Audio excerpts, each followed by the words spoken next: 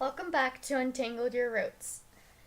If you are in need of professional help, please contact me at untangleyourroots@gmail.com. If you have questions, you can email me at that.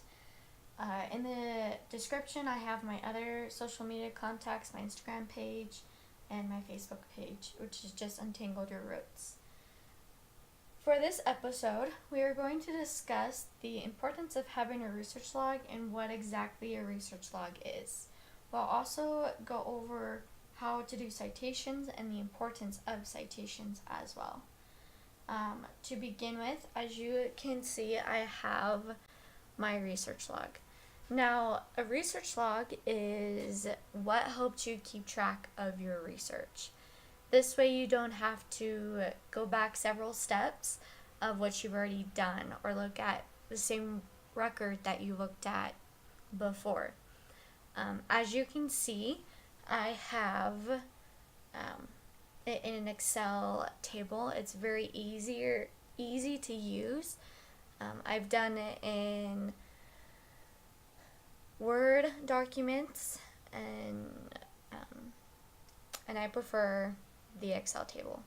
To start with, I just created a column for the date of what I researched, the record that I researched, the surname that I researched, and the country that I researched. Now, the reason why I have the country is because I could easily be researching in England or in Wales or in Finland or Denmark. This way I can keep track of the individual if they are migrating from overseas. After the country, I have the state. Once again, that way I can keep track of the family moving from state to state. And then I have the county. After the county, as you can see, I also have the repository or the call number. I got the census from Ancestry.com, so I will put Ancestry.com. And then my search terms was just James Welker. Now, if you watch the first video of our series of census records, I took you step by step of how to search the census records. And as you can see, on the 1860, I have different names. You want to be in full detail of what you search. That way, future researchers who look at your research logs can know that, oh, you searched James Walker with J-O-S Walker instead of Welker. Different things like that. And then I will have my citation. And I will show you how to do citations in just a little bit. And then after my citations, I have my comments. And in my comments, I can put anything that I want. They're really notes for myself. So for the 1910, I know that James was a polygamist, as I mentioned in the previous videos, and that he has a second family. Even though my main priority is his first family, I still put in my comments that I found his second family. That way when I go back to research his second family, I know they're in the 1910 census with him. And then the links, I will put a link to the census. That way I can go back and look at it. And so that's what a research log is. As you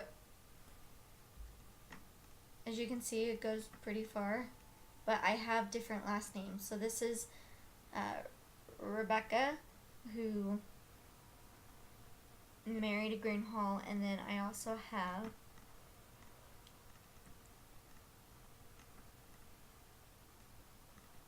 just the Welkers as well.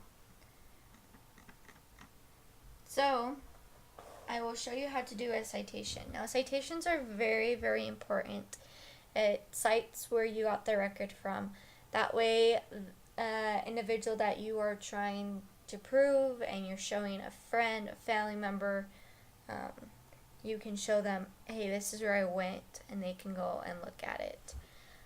So what you start with is you start with the year that it was. And so there are different ways where you can look um, to do a citation. There's evidence explained, which you can look online to do. So you'll start with the 1910 U.S. Census, and then you'll put the county, and then the state, and then it's a population schedule, and then you'll put the city or town, and then the enumeration number, and the sheet number, and the page number. Now I'll show you. So right here you'll find the state and the county and the city. In order to find the number, the page number, it will always be printed except for the 1870 census. The 1870 census will be in print. It will be handwritten. So you'll have your enumeration number right here, your district, and then you'll have the sheet number. Now, if I was on page sheet B, cool. There's no page number, so I would go back to the first page, and that will be sheet 4. So I will show you how to do the 1900 census.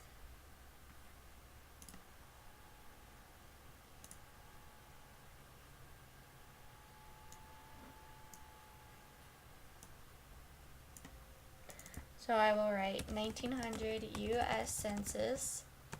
They're still in Bear Lake.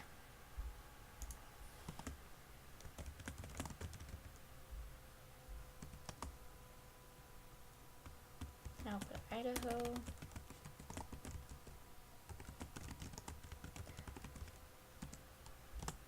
They're in Bloomington this time. The ED number, as you can see, is 12.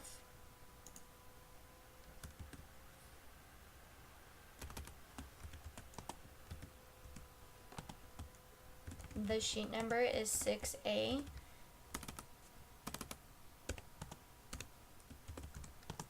And right here is the page number, 274. Now, with James, since most of his family is still here, this is still his second family,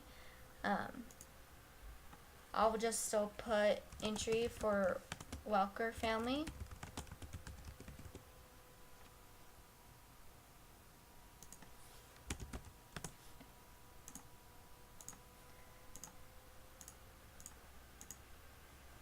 And then I'll also put found, the same thing that I put in the first one.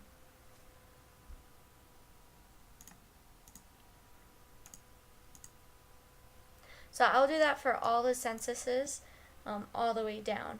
And then here's the other last name, Dunn and Palmer for Lena and Hetty.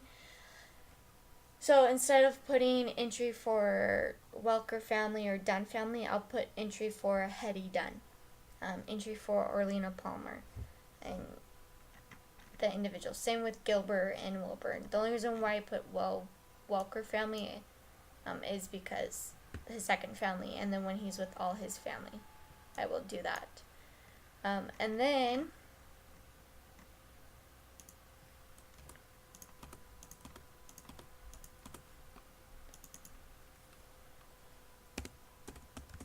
I will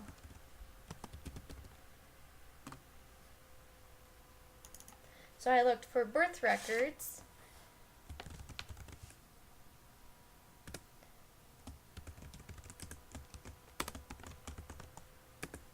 And I looked in Ohio.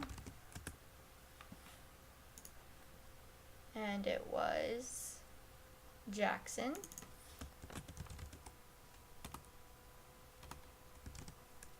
It was a family search.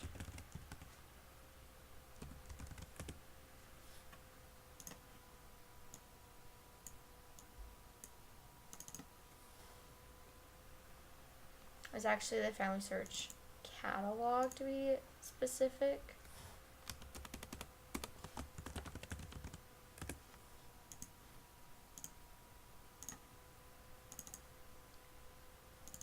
And I searched for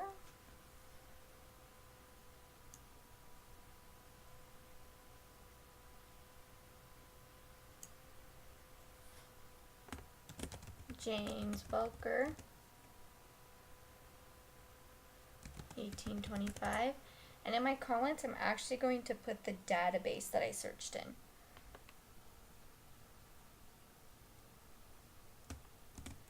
Ohio births and christenings.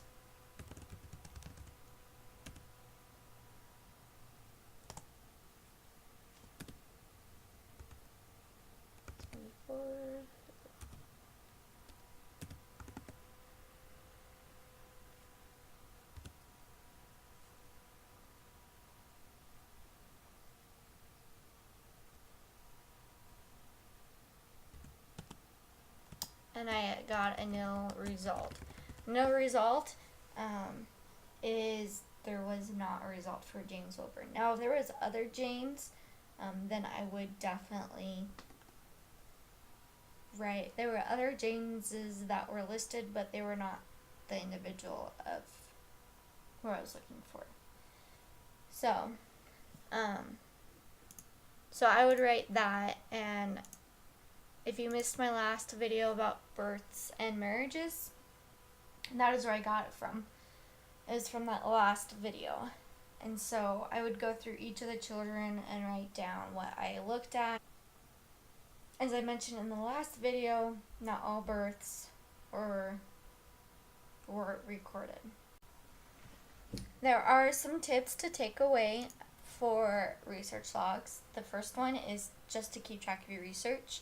It also keeps track of your successful findings and your results. It helps you to share with your peers, family members, what you've researched. And I also have tips of how to create a research log. Like you've seen before, I just created a table in Excel, and then in the separate columns, I put the date, the record, the surname, country, state, county, the repository, /call number, the search terms, my citations, comments, and links. Now, since I did not have a nil result, which I need to put this in the correct one, I will not have a citation. But if I had a citation, then I would put Ohio birth and christening 1774 through 1793. I'll put those in quotations with a comma. Then I'll put family search database, digital images. Then I would put entry for James Welker, the main information from it. For our next video next week, we'll focus on death records. The importance of death records, the information that is available on death records. And I will show you where I keep all of my information stored. I keep a separate tree.